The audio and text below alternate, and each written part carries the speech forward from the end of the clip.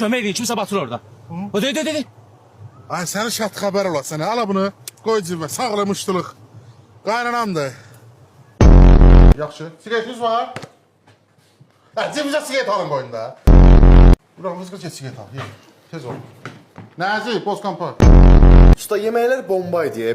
Başqa nə var yeməyə? Cabudumu da ye. Xahiş eləsəm, başıma bir iki qapaz vura bilərsiniz. Qardaş, sizi təbrik edirəm. 3 aylıq hamiləsiz. Bırak sənə bir dənə söz deyim, amma öz aramızda qalsın qardaşımsan. Aa, söhbəti qardaş, bizdə gör nə olur. Rahat sən nətərsən? Eşitdim göy olmusan. Sən kim dedi? Devi qor. Üzr istəyirəm, tutduğumuz balığın adı nədir? Adı Seymur. Belə Semka deyirik. Qardaş, Mercedes var buralarda. Hə, qaqanya, yoxdur ki.